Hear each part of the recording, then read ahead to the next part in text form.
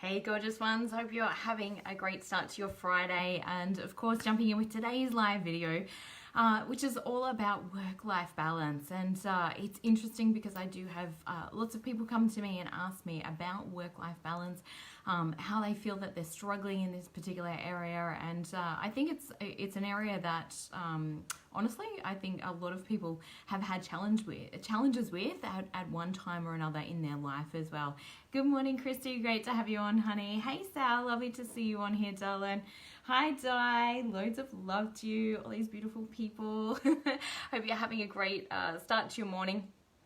So, of course, jumping on with today's topic and really pulling this apart, because number one, I just want to blow this completely out of the water and say that work-life balance is a complete fallacy, guys. So if it's something that you're striving for, I can promise you that is the reason why you're actually feeling challenged in this. Now, I will give you a couple of points or a couple of tips on how to actually navigate through this, but it is one of the things that actually I think generates more stress, more confusion, more split energy. And when I talk split energy, hey Chris, great to have you on here as well.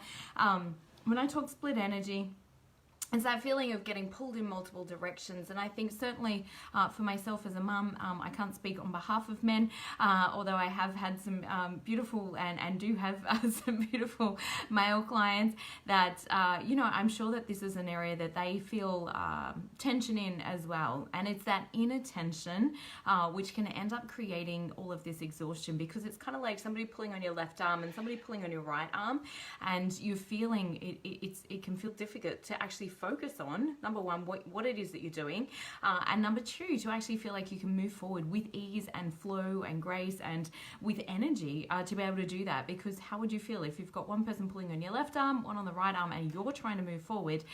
You can see how that's actually not going to work very well. And this happens, I think, from a mental aspect, but also from an emotional and energetic aspect. So mentally, again, how do we focus? How do we actually get stuff done if you're stressing about or feeling guilty about, the kids in the background? And I know, obviously COVID has brought out a new element of this for people, and certainly I can appreciate, certainly haven't experienced it myself because both my girls out of school, but I can certainly appreciate some of the challenges that would be coming up for you around homeschooling. And I'm certainly working on this area too with quite a few of my clients, just in trying to actually navigate this path. And I think it adds even more stress, more pressure to this belief that we've got to try and find this work-life balance. Good morning, Sandra. Lovely to have you on, and thank you for the good morning, Di. Lovely to have you on here, like I said. And who else have I got? Sorry, Anne. Hello, Anne. Lovely to have you on here as well, too, Dylan. So, number one is just understanding that the work-life balance thing is a complete fallacy. Number two, it's really about understanding your outcomes, guys. Like, this is what it comes down to, and I'm going to give you a couple of examples. This was quite a few years ago, but this is how some of this can kind of play out for us energetically and emotionally, and really start to derail our our physical energy, certainly, but our ability to be able to focus. And one of my things was I had an idea in my head that my girls needed me to spend 2 to 3 hours every afternoon of quality time together. I didn't feel like and that's above and beyond, cooking tea, getting homework done, any of that stuff. It was like that one-on-one where they had my full focus, my full attention. Now, as a single mum and coming home at like 4 o'clock in the afternoon, plus, needing to help them with homework and any other school things that they needed assistance with, not only that, but also like running a household, and certainly doing that by myself. Every night I went to bed and I beat myself up and I felt like crap. I literally felt like I was failing as a mum. And this is why I want to share this, because it's so important as well on so many levels. Good morning, Mel. Lovely to have you on here as well. Because sometimes we can have unrealistic expectations, but not only unrealistic expectations, it's not even what other people around us are actually expecting from us. And this was such a huge breakthrough for me, was actually just checking in with my girls and saying, hey guys, like, in order for you to feel loved, then, how much time do you need of me, like quality one-on-one time where we're either playing a game or we're having fun or we're doing stuff together. How much of that actual time do you really need in order for you to know that you're absolutely loved, cared for, and all of that by me? And it blew my mind. Like literally, I think my jaw hit the ground, because they said, oh, like 30 minutes of just playing like a game outside, or like soccer or netball or something like that, or going and shooting some hoops, or going for a bike ride together, that's enough. And I was just like, and then a couple of blocks of 2 to 3 hours on the weekend. And I'm like, really? That's all that you want from me? That's all that you need from me? And I was just like, yeah, that's great. And so again, like, it's just like, know your outcomes, guys. Like, if you know what are the key targets that you're trying to hit, and you've communicated effectively, because I have a lot of passion for my work, I have a lot of passion for what I do. I believe it's all about me expressing the fullest version of myself, all of those things. So sometimes those inner conflicts can really come up, and like I said, I really want to kind of smash it out of the park that work-life balance does not exist. It's kind of like balance doesn't exist in life. And when we try to I have this, expectation, or this idea that we're constantly trying to meet this and constantly falling short of it. That, in essence, is what causes the energy drop, the fatigue, the exhaustion, all of those things, and has us feeling like rubbish about who we are or how we're showing up every single day. Whereas when you're clear on your outcomes, and your outcomes might be in, like, with your body or with your health, it might be with your partner, in your relationship, your intimate relationship, it might be with your family, it might be with your kids, all of these specific areas of life.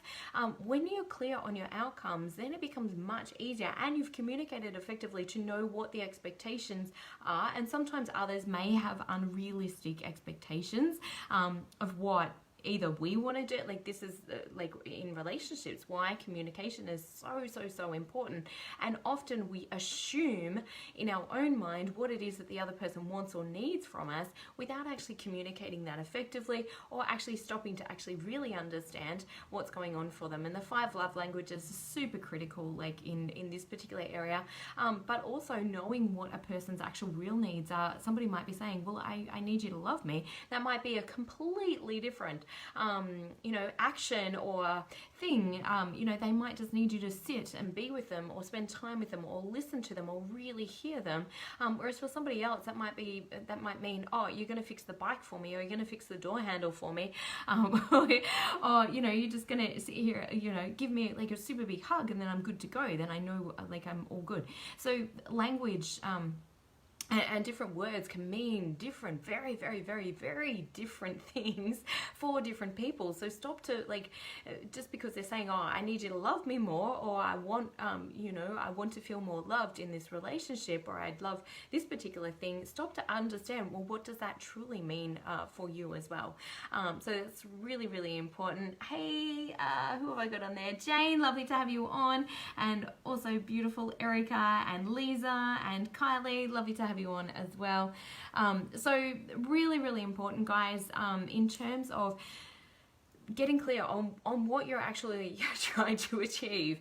And I certainly know in aspects of my life has had to get so out of balance in some particular areas in order to, create or bring through or bring forth. And I've known that that's only going to be for a concentrated period of time.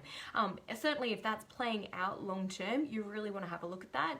And there will be definitely some beliefs that are playing out there for you that is creating long-term, getting my words muddled this morning, long-term exhaustion and fatigue, and it's completely unsustainable as well. So if you're always in a sprint, that is certainly not going to be sustainable. We've got to look at life like a marathon, and where do we need the pit stops? Where do we need to mitigate? Perhaps if you are getting completely out of balance in one way or area of life, how do you bring that back in another area of life, or mitigate that after or before the fact? So I know if I'm going into like a 5-day retreat that I'm running, I will up the ante health-wise for myself. I already do a lot of self-care. I do a lot of taking great care of myself. I monitor my nutrition very closely.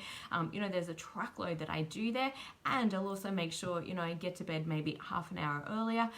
All of those things, as well as then create some space and time at the end of that event where I can kind of decompress, take some time to breathe, and just restore my energy. And for some people are really energized by being with others. Other people are energized by being by themselves. So you've got to know yourself in terms of what really does work for you, and be okay with that. It's really about showing up and being unapologetically yourself and unapologetic with your needs as well. Not in a way that, you know, it's just like, well, I'm just being selfish and I'm going to ignore everybody else's needs. And I can promise you, if you're watching this, I'm sure that you're far from that, simply because you wouldn't resonate with what I'm actually chatting about or talking about. My guess, my hallucination is that you tend to overcompensate for meeting people's needs and overgive with meeting people's needs, because you're so acutely aware of what's going on for everybody else around you. And it may be that you're extra sensitive as well to the needs of others or to their energy. And often we can tend to want to make things right for others as a way of actually feeling better with ourselves, because if they're in a better mood, then it's easier in our environment to be with them. So I say that lovingly. There's certainly no judgment around any of that. Hey Gail, lovely to have you on here, darling. Who else have we got jumping on? I think it's Marita. Sorry, I should really, Martha. I'm really sure. Hi, Martha. Lovely to have you on as well. I was going to say I really should have my glasses on. It's very difficult to read this, particularly with the light shining directly in my eyes as well.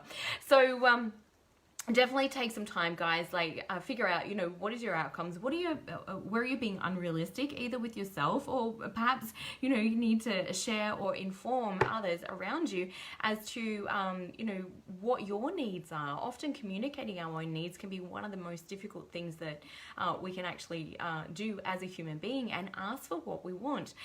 Quite often this is shut down as a child, you know, no, oh, but mum, or but dad, you know, all those things. So often we can kind of receive that no, or receive, you know, oh, well, I don't even want to ask because, you know, I just know. So we set ourselves up with the expectation, and then we continue to create that, because guess what? Our feelings and thoughts continue to create our reality.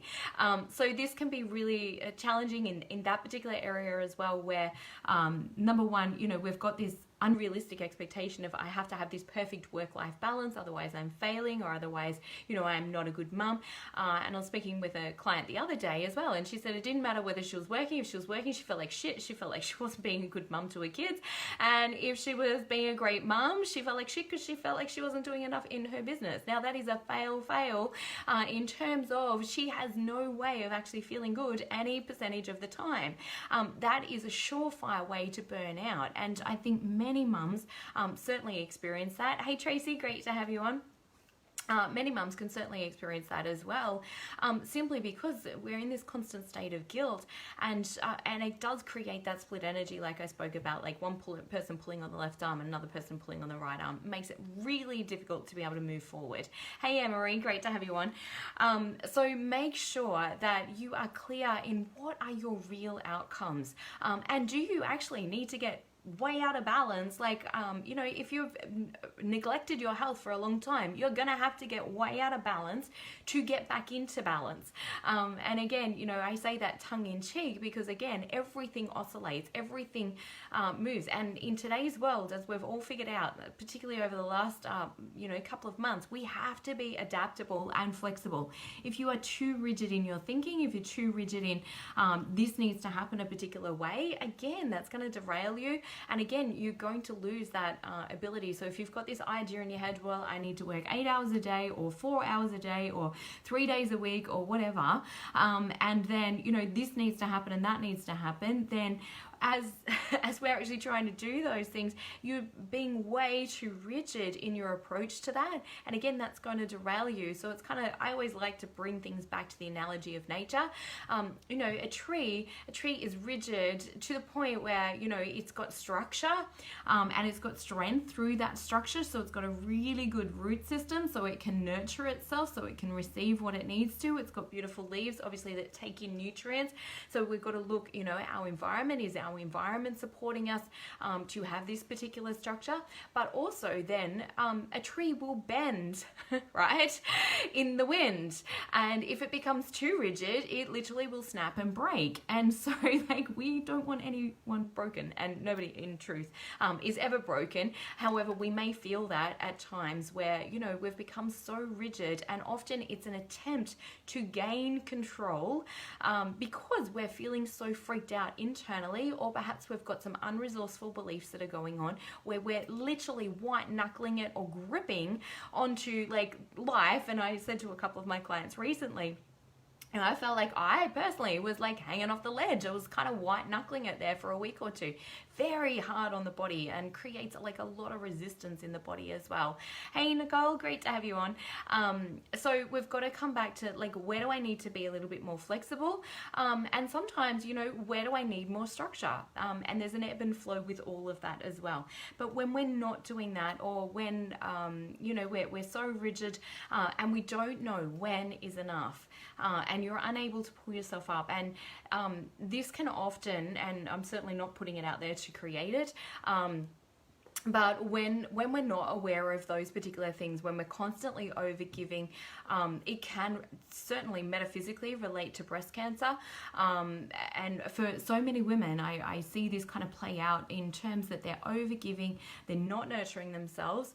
And depending on whether that's the left or the right breast, if it's the right breast, it may be very much about overgiving to other people. If it's the left breast, it's about actually not being able to receive very well for ourselves. And so metaphysically, like, you know, our body is always giving us signs, symptoms. And if you are experiencing like loss of confidence, loss of self-belief, you feel like you're procrastinating, you feel like you're not motivated enough, you know, you've got to motivate yourself more, or you feel like you've got to push yourself to get stuff done, that, my dear friends, is absolutely burnout happening right there and then. It is that loss of confidence. It's that feeling that you've got to motivate yourself. When we feel naturally good, when you've slept well, when you've got good serotonin levels, when you've got healthy digestion, all of those things go into play to naturally be able to do what it is that we're wanting to do. Now, there's a couple of other things. So there's 4 different aspects within ourselves that need to line up. And please let me know if this is resonating for you. Because by sending me some love or something like that, or if you've got any particular questions, please also feel free to pop those below. With these 4 different aspects, this is where we can experience burnout first, you know, either mentally or emotionally, but it, I promise, will show up on the physical body if you keep going down that pathway as well. Thank you for the love. Is this mental, emotional, physical, and spiritual. And when I say spiritual, if you're not a spiritual person, it's connection to self. So it's time out for you. It's listening to what is really right and really true for you in your heart or your larger self. And you and I all know that, you know, we've got, it's almost like the angel and, you know, a different aspect of ourselves, you know, the nice voice and the unsupportive voice, or the inner critic, that kind of sits on either side. And if we're really listening to that inner critic, if we're beating ourselves up a lot, I can promise you that is part of that burnout as well, because we tend to really start to spiral into that negativity simply because the ego is freaking out. So the ego survival mind, I like to call it, literally is freaking out because it doesn't feel good. Your body doesn't feel good. It's trying to give you signs and symptoms that, hey, what you're doing is actually not working, and it's really damaging for you, and it's not supporting you moving forward. So that body will always be an indicator. It's not that your body is letting you down. Your body is such a beautiful messenger for the bigger reason, for the bigger message that, you know, hey, something's off track here, something's off path. You're out of alignment, or your belief systems aren't lining up, or you're trying to push against something that, you know, you need to let go of, or you need to become more adaptable around, and release the need for control externally. That is where we're trying to white knuckle it, is when we're clinging too tightly to the external reality, as opposed to understanding, hey, we really create our life internally first, and then be able to move forward in a really positive, powerful way from that. And like I was saying before, it's some of those beliefs, like not knowing when is enough. If you are trying to prove your worth, and quite often this can be an unconscious program. I was kind of digging deep in my own psychology the other day, and bumped up against like a couple of really big things for myself, where I'm like, wow, did not know that was sitting there. And it was just like, oh, that explains why I felt so resistant. So if you feel resistant to doing something and you know that you want to do it, or it's, on path to creating the next level for yourself and things like that, but if you're bumping up against that resistance, or you just feel like, do not want to do this thing, then this is absolutely like that resistance, which you need to unpack and understand, because trying to continually push through that and motivate yourself regardless, that is burnout right there, that you're heading for. So really, really, really important. Thanks so much, Erica. Have a great day as well. Hey, Andrew, lovely to have you on here. The other thing that can show up is also proving our lovability. And this often can come up for people. I've been diving into the world of human design as well, and I won't explain like what kind of comes up in the charts around this, but it's definitely like trying to prove our lovability. And often from that, that's where we can be overgiving, overcompensating, or doing above and beyond, or not valuing or knowing our own true worth as well. And this is where sometimes, particularly in the spiritual healing world, there can be lots of beliefs around that, and it comes in the guise of, I just want to be able to help everybody. I want to make my help accessible. And that's very noble and very wonderful. But if you cannot sustain a healthy and maintainable business that does not burn you out, your work is going to be very, very short-lived in the world. And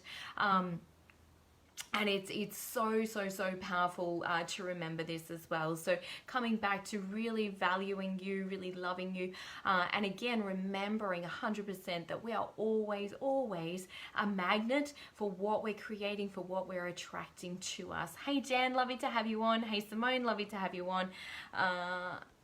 Let me just read what Kylie's saying. So when the world throws everything at you from all angles, all those emotions are important to bring you back to a good place. Reaching out and getting help from people who support you and are so important. And I think a really key piece is also taking key responsibility, or self-responsibility. Hey, Kath, great to have you on. And this can be a big pill to swallow sometimes. I certainly know it was for me, is taking the responsibility. Now, responsibility is not about blame. It's not about blaming yourself. It's not about blaming others, or any of that. It's asking yourself, what is my response ability? So how do I choose to respond to this? And often, life always brings us what we need in order to become who we actually truly are as well. And certainly in my own experience and in lots of my clients, being able to understand how we're actually attracting those experiences, how we're pulling those experiences in through our belief systems and through what we believe about the world.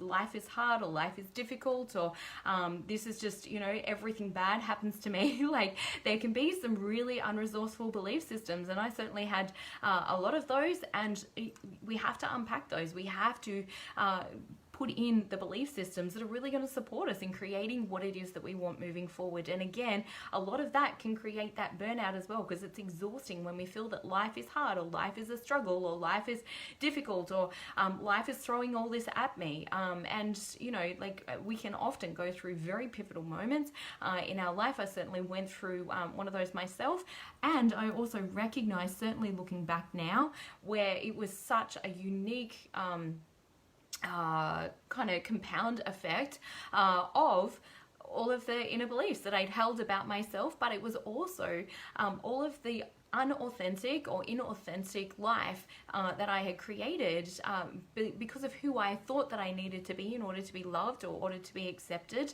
And so that environment certainly wasn't serving me in lots of ways. And so a lot of that actually crumbled away, and it felt like the very foundations of life were falling away, and it felt like there was a lot being thrown at me at that time. And yet, understanding I was creating so much of it through not only my perception of that, and now I look back, at a lot of those examples in my life, and they have truly been the greatest gift. In order to, without going through those, I couldn't be who I am today. So it's really, perception is such an important thing in how we're actually perceiving any event, or what's actually, how we're actually filtering that information. And we get to make it all up. It's all made up stories, guys, like every single piece of it. So we will have an event, we'll have a circumstance, and often we will make an unconscious meaning, or make it mean a particular thing, like life is letting me down, or life is hard, or this is difficult. And it's up to us to create a resourceful meaning about everything that life brings me is helping me to the next level, is helping me to become more awake, more aware, more patient, or greater tolerance, or more love, or more determination, or any of those things. Life will always bring us what it is that we need in order to grow and to become more aware. And so it is a tremendous gift and experience. And that being said, it's about also honoring the struggle. And like I was saying to my Inner Circle Mastermind girls the other day, when we're in that cocoon, when we're that caterpillar and we're struggling to get out, we're struggling to break free, either of old thoughts, old identities, old limitations, old beliefs, all of those things, then, like if somebody walks along and often that's what we want when we're in that struggle, right? Like we want somebody to help us. We want somebody to step in. And that's not to say we can't ask for help either. But often it's like, we just want somebody to rescue us or save us at that particular time. And if somebody walks along with the scissors and actually cuts that cocoon open, guess what? That butterfly actually never develops the strength in its wings in order to fly. So honor the struggle that you're going through if you are going through struggle. And I know, it's very interesting times for a lot of people at the moment. Lots of different challenges in lots of different ways as well. So I certainly am not making light of any of those challenges. However, having that perception around how to move forward in a really powerful way, as well as, getting rid of some of these older expectations or older beliefs about how life should be, or how you should be, or how others need to be, certainly will help to free up a lot of energy. And I'll pop below my Thrive group, because this is where we address like a lot of these kind of questions around burnout and exhaustion and all sorts of things. Good morning, Rod. Lovely to have you on. So definitely really important. And that is a group for women as well, because we're talking like a lot also about the cycle and about how hormones and all sorts of things can really interplay there and really be challenging on lots of different levels as well. So I truly hope that served you today. Have a magnificent day. And if that has, please like, love, or share it. And certainly feel free to share that with anybody that you know that may support or be helpful to in some way. Perhaps you've heard them talking about work-life balance or wanting to get more of that work-life balance back in, and just knowing full well that number one, like work-life balance is a fallacy, guys. Stop like trying to have this perfect expectation. Get clear on your outcomes, and if you're not sure what they are or what they should be for yourself personally, definitely come join the Thrive group. We're having a great conversation in there around lots of different things, and certainly around feeling overly responsible, also talking through things that have really supported and helped in terms of burnout or physical exhaustion, and we can have a further chat to see if and how I might be able to help you. So have an amazing day. Loads of love. Bye.